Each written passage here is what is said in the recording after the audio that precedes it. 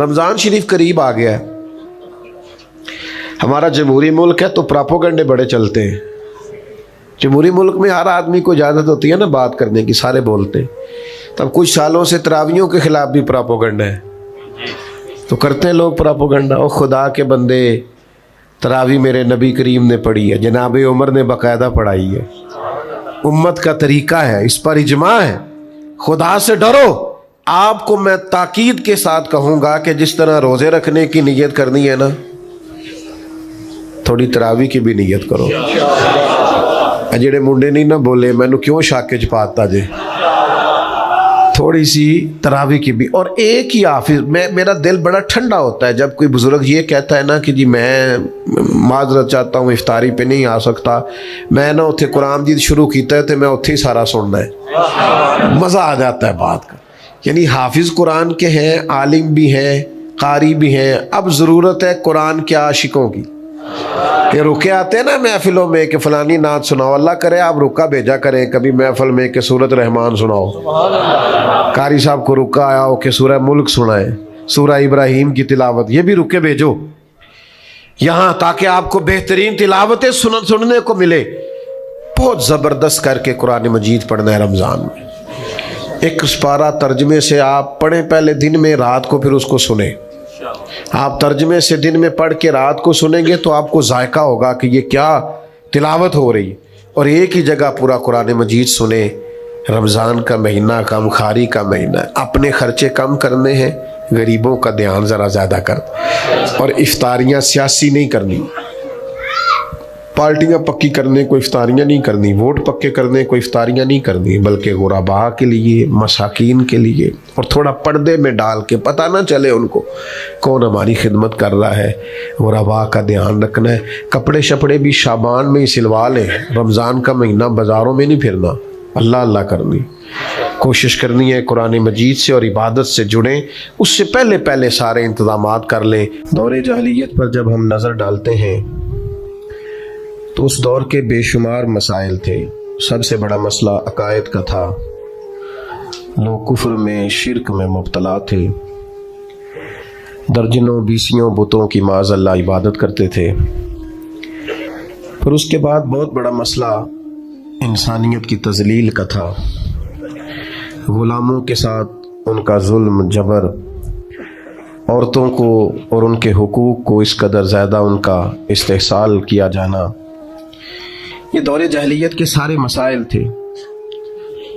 घुटन इतनी ज़्यादा थी, परेशानी इतनी ज़्यादा थी कि हर मसला, हर उन्वान ये चाहता था कि फौरी तौर पर उसका हल किया जाए। जो गुलामी की चक्की में पिसते हुए जुल्म सह रहे थे, वो भी चाहते थे कि जुल्म और जबर से उन्हें आज़ाद कराया जाए।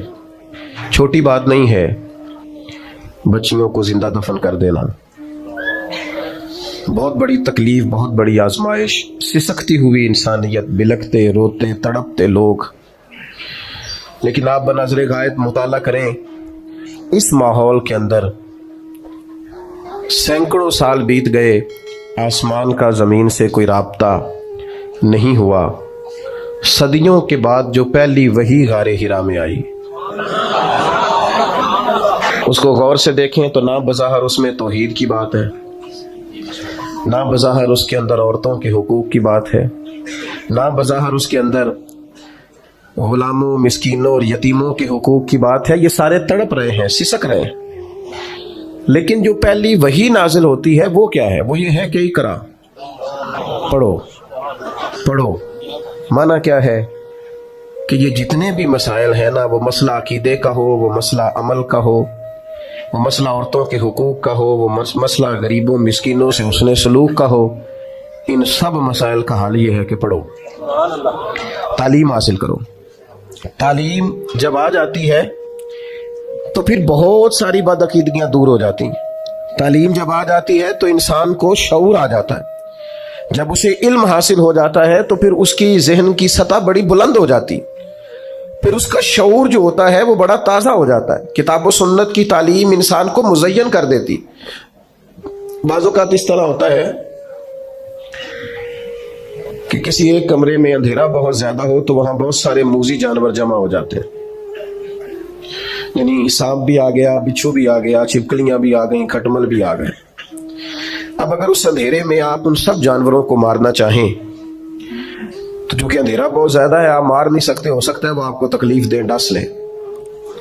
आप किसी एक को मारने की कोशिश करें, दूसरा आपके हाथ पे डंग मार दे। तो बहुत सारे जानवर जमा हैं और सभी मूजी जानवरों को तलफ करना जरूरी है। तो आप अंधेरे में अगर उनको मारेंगे तो टमक टोंजा ही मारेंगे, वो मरेंगे नहीं। उसका सबसे बेहतरीन हाल ये है कि आप उस कमरे में उजाला कर दें।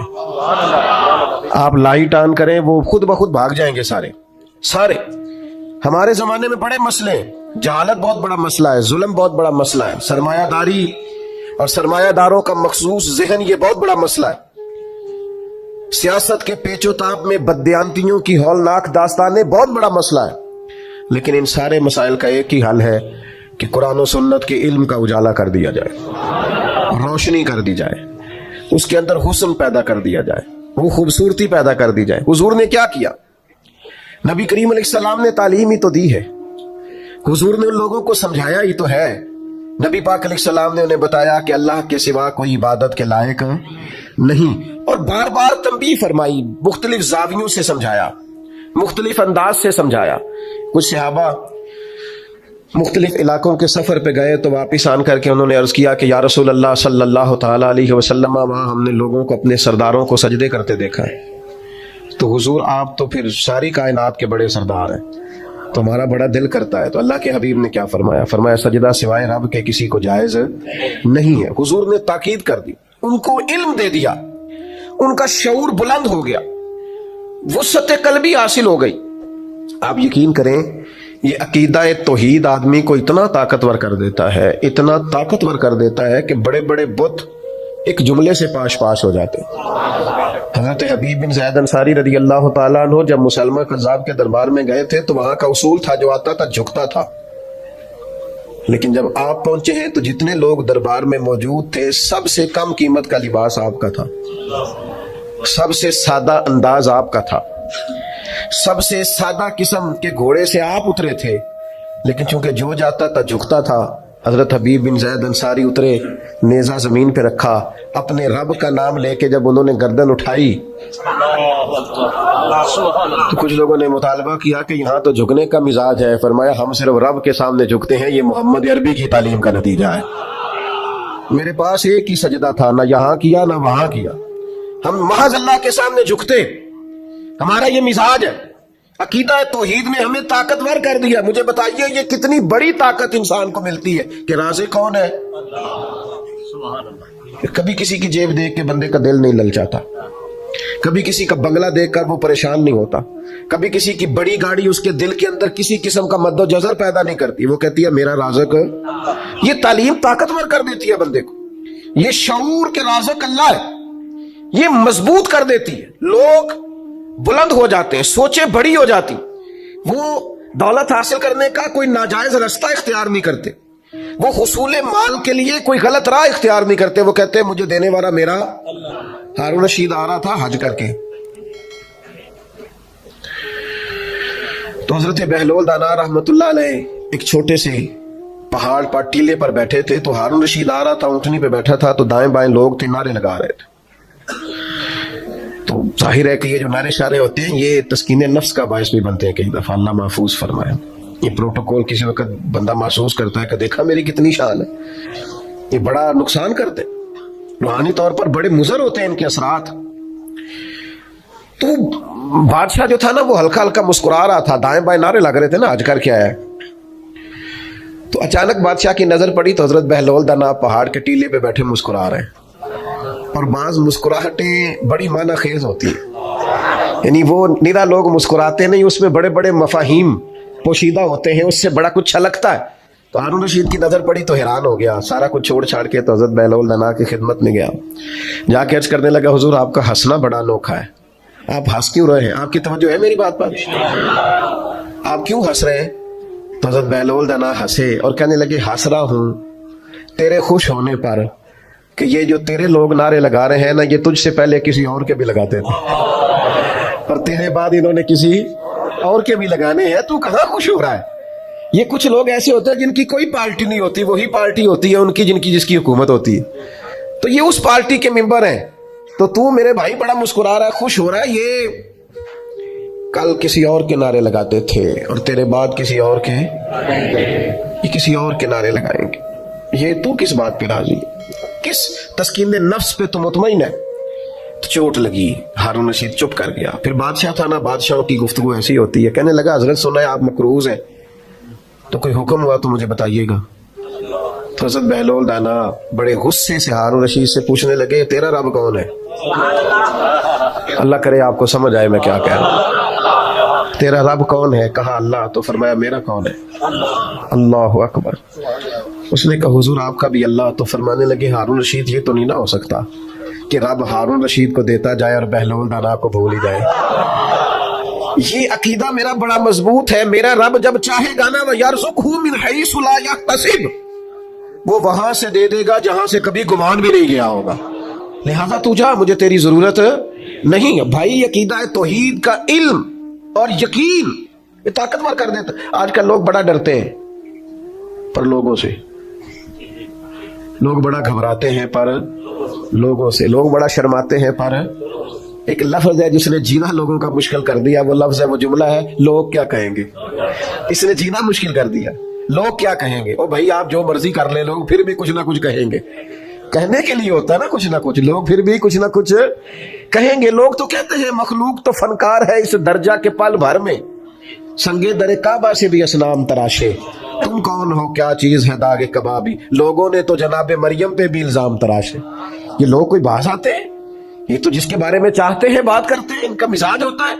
लोग डरते हैं पर लोगों से, सहमे सहमे रहते हैं, परेशान रहते हैं। आप जिसको हक जान लें, जिसका इल्म आ जाए, किताब सुन्नत की रोशनी में जब शऊर मिल जाए, फिर लोगों से डरना छोड़ दो, फकत अपने रब से डरो।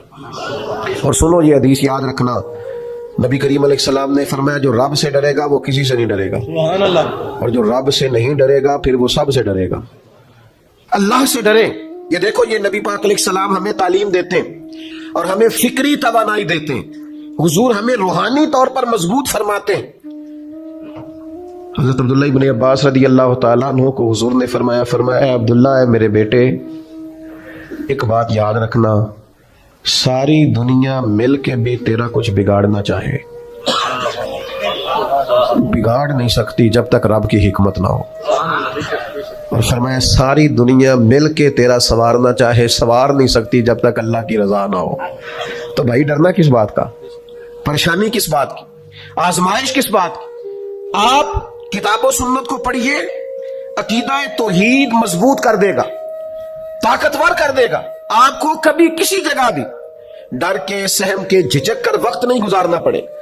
आप मजबूत अफकार के मालिक हो जाएंगे, आपको फिक्री तवानाई मिलेगी। शर्त ये किताब सुन्नत को पढ़ें, तालीम यहां से लें, अल्लाह रसूल के इरशादात की रोशनी में अपने मामलात को मुरतब करें, ताकतवर हो जाएंगे। मैं आज देखता हूं लोग तेजी से डिप्रेशन, एंजाइटी, जहनी तनाव, दबाव इसका शिकार हो रहे हैं। क्यों? इसलिए कि वो लोगों से डरते हैं, लोगों के सामने मुतमिन होना चाहते हैं, वो लोगों के सामने अपनी वजाहत देना चाहते हैं। जो आपसे प्यार करता है उसने नफरत नहीं करनी, और जो एक दफा मुखालिफ हो गया है ना, आप जितनी मर्जी दलीलें दें, फिर आपकी सही बात भी उसको सही लगती, उसका ज़हन बन गया ना, उसने करनी मुखालफत है।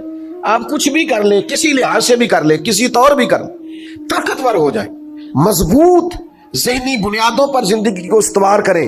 आप तय करें कि ये चीजें मजबूत है और मैंने मदद अपने अल्लाह से लेनी है।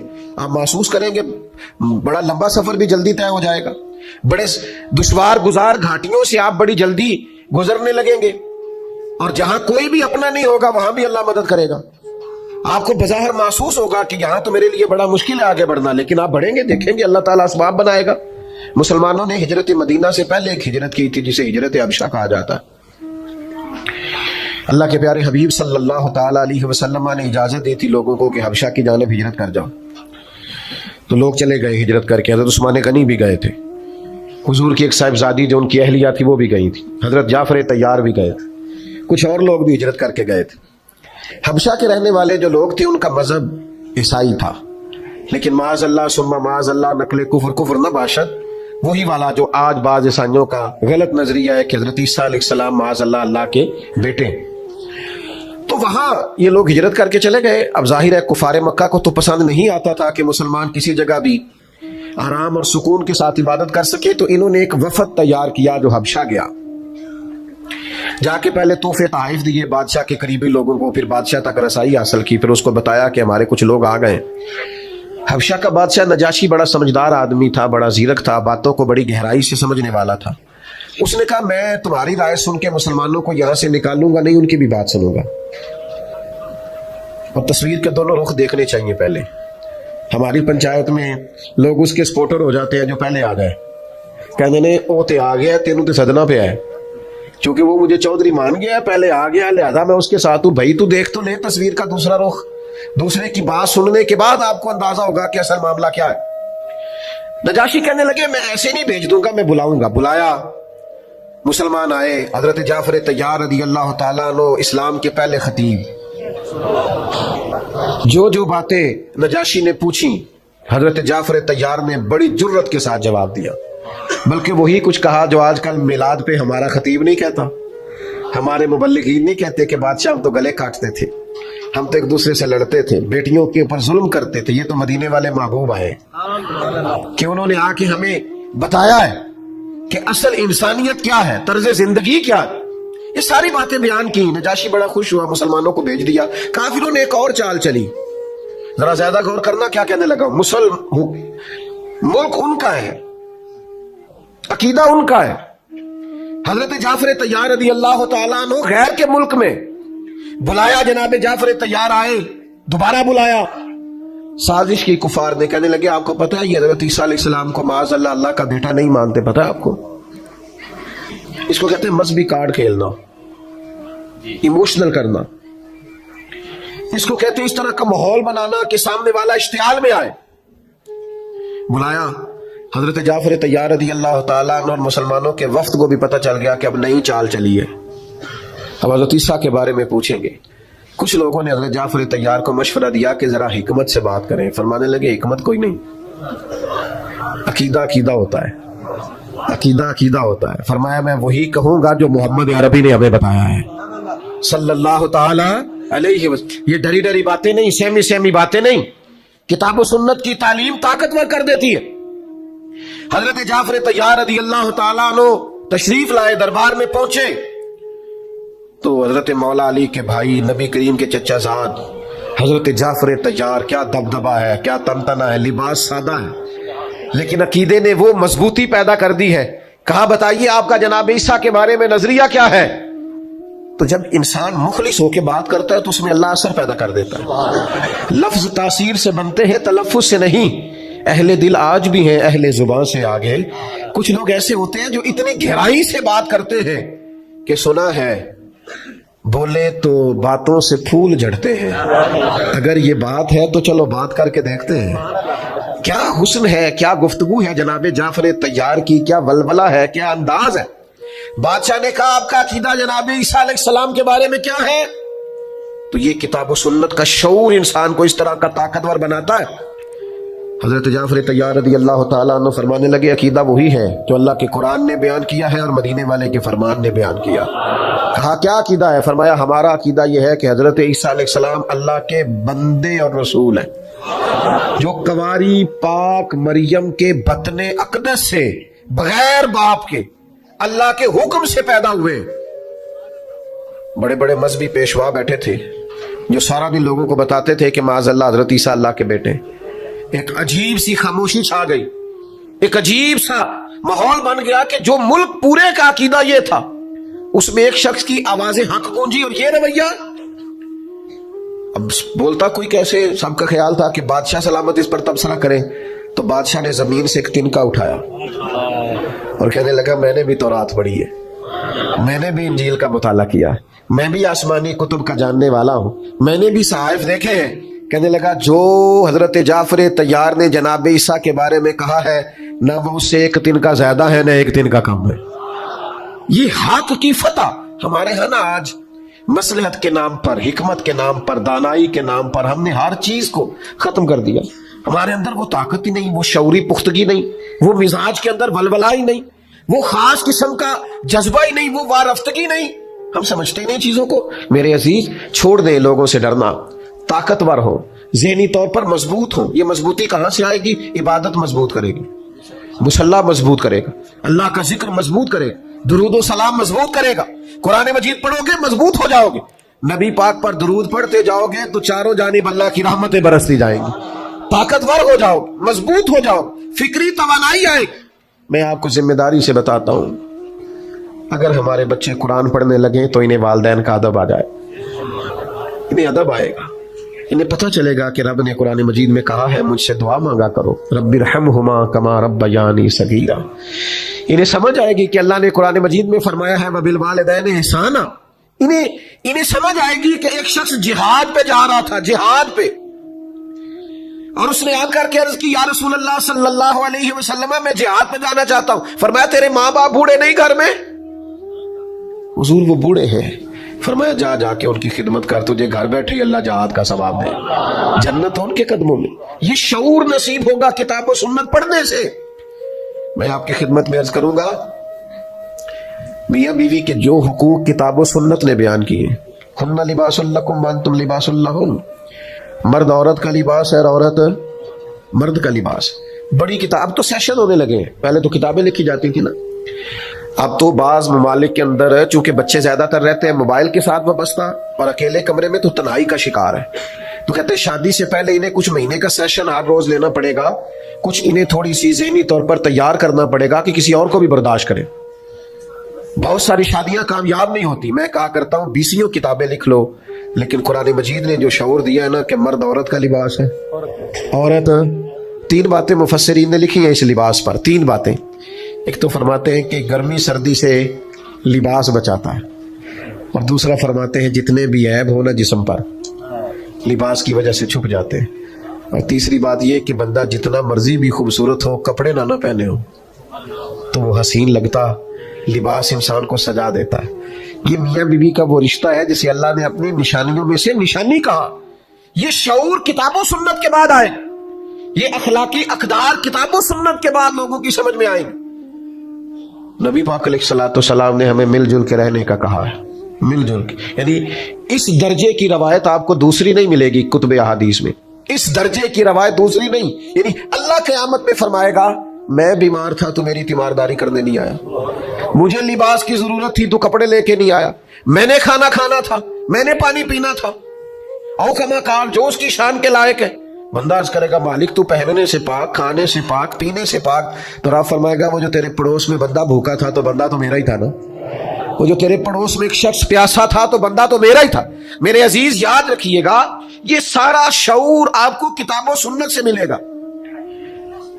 हुजूर ने फरमाया मैं उसे मुमिन ही नहीं मानता जो पेट भर के खाए और उसका पड़ोसी भूखा सोया रहे। नबी पाक अलैहिस्सलाम ने हुकूक का ताजुन, आप देखिए ना, एक बड़ी खास बात मैं बड़ा सोचता हूं इस पर।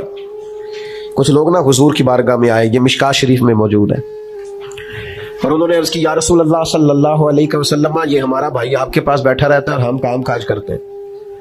तो अल्लाह के हबीब अलैहिस्सलाम ने फरमाया तुम्हें जो रिस्क दिया जाता है इसकी बरकत से दिया जाता है। कुछ गरीब बहन भाइयों की बरकत से भी इंसान को रिस्क मिलता है, लेकिन लोग समझते हैं मैं बड़ा स्मार्ट हूं, मैंने तैयारी बड़ी की है, मैंने पढ़ा बड़ा है, मैंने कमाया बड़ा है, मैं मेहनत बड़ी करता हूं। संगियों इसको याद रख लेना और समझ लेना, ये सारा इंसानियत का मंशूर, दस्तूर, शऊर ये किताबों सुन्नत की बरकत से समझ में आएगा। लेकिन शर्त यह है कि इकरा, पहले पढ़ो, किताबों सुन्नत को पढ़ो, इसका मुताला करो, इसकी गहराई में उतरो, थोड़ा सा वक्त दो। आप किताबों सुन्नत पढ़ेंगे आपको शऊर आएगा। एक जुमला कहने लगा, इसको याद रखना, जो बंदा कुरान और हदीस पढ़ता है उसे जीने का भी मजा आ जाता है और मरने का भी मजा आ जाता है। मरने का भी, बोलिए, मरने का। ये जब कोरोना आया ना तो मुझे एक जगह जाने का इत्तेफाक हुआ, वहां ज्यादा मेडिकल के लोग थे, बस मैंने ज्यादा बातें नहीं करनी, समेटने लगा हूं, तवज्जो करना। तो ये कोरोना के दिनों में ना बहुत ज्यादा खौफ फैला दिया गया था, लोग बड़ा डरते थे, ये करता है मीडिया काम हमारा, बड़ा खौफ था, बड़े हालात खराब थे, लोग बड़ा डरते थे। तो मुझे कहा गया कि ये सारे मेडिकल के लोग हैं तो आप थोड़ी सी इनको ना ज़हनी तौर पर मजबूती देंगे, बड़े खौफ का शिकार है। तो मैंने डॉक्टर साहब से कहा, मैंने कहा कि आप डरते क्यों हैं इतना, अल्लाह मेहरबान है, जिंदगी मौत का वक्त मुतय्यन है। तो वो कहने लगे जी जरा मजमा ज्यादा हो जाए ना चारों जानिब तो मेरा दम घुटने लगता है, तो कब्र तो बंद होती है, तो मुझे कब्र से बड़ा खौफ आता है। तो मैंने कहा खौफ आने से कि आप कब्र से बच जाएंगे, जाना तो पड़ेगा। कहने लगे जी बड़ा डर बड़ा आता है, मैं कांपता हूं तसव्वुर करके। तो मैंने कहा जो रब माँ के पेट में सांसें चलती रखता है वो कब्र में भी चलती रखेगा अगर चाहेगा। तो आपने तो सुभान अल्लाह कहा ना, आप तो अकीदतमंद लोग हैं। तो वो डॉक्टर था, वो नहीं माना, कहने लगा वो तो अम्मा सांस लेती है तो बच्चे को भी ऑक्सीजन मिलती है, नहीं माना। कहने लगा वो अम्मा सांस लेती है, ऑक्सीजन लेती है तो बच्चे को अंदर मिलती है, इसलिए बच्चा सांस लेता है, तो कब्र में कैसे ऑक्सीजन आएगी। तो बाज़ औक़ात अल्लाह ताला बंदे के जहन में बात डालता है। तो मैंने फिर फौरन उनसे कहा, अल्लाह ने मेरे जहन में बात डाली, मैंने उनसे कहा कि वो जो अंडे से बच्चा निकलता है, अल्लाह करे आपको समझ आए, वो जिंदा निकलता है कि ऐसे ही होता है, वो ना सिर्फ जिंदा होता है सांस लेता है बल्कि सोना भी बड़ा होता है। तो मैंने कहा वो देखो ना वो कहां से सारा मामला हुआ। तो मुझे कहने लगा जी ये तो बात आपकी ठीक है। तो मैंने कहा रब ने चाहा ना तो वहां जिंदगी दी। अब मैंने कहा सुनो मेरा दीन क्या कहता है, अब सुनो दीन क्या कहता है। ये जो मोमिन की कब्र है ना ये खड्डा नहीं, ये मोमिन की कब्र है ये घड़ा नहीं, बल्कि हुजूर ने फरमाया मोमिन की कब्र बाग है। मोमिन की कब्र और मामूली बाग नहीं, जन्नत के बागों में से बाग है। अल्लाह करे आपको समझ आए। बाग इतना सोना, इतना प्यारा, इतना हसीन बाग है कब्र कि जिसमें आंख खुलेगी तो पहली जियारत ही मदीने वाले महबूब की नसीब होगी। पसे मुर्दन फरिश्तों ने जो तलाशी ली तो क्या निकला। मैं कब्र में गया तो मरने के बाद फरिश्ते ना मेरा कफन टटोलने लगे, भला क्या लेके आया। पसे मुर्दन फरिश्तों ने जो तलाशी ली तो क्या निकला, फकत एक दिल के गोशे से ख्याल मुस्तफा निकला। मेरे अजीज मोमिन की कब्र जन्नत का बाग है। याद रखना, आप किताबों सुन्नत को पढ़े, जीने में भी मजा आएगा और मरने में भी मजा आएगा। यानी कब्र में जाना है तो वो कोई और है जो फना हो जाएंगे मर के। मौत को समझे है गाफिल इख्तिताम जिंदगी, ये है शाम जिंदगी, फिर सुबह दवाम जिंदगी। अरश फरश्ते बांगा मिलिया, अरश फरश्ते बांगा मिलिया, मक्के पै गए शोर, बुल्ले शाह असी नहीं मरना, इतने मर गया ही कोई होर, नाले वारस शाह वो कदों मर दे जिन्हें कीतियां नेक कमाइयां ने, ये गौर पे आई कोई होर।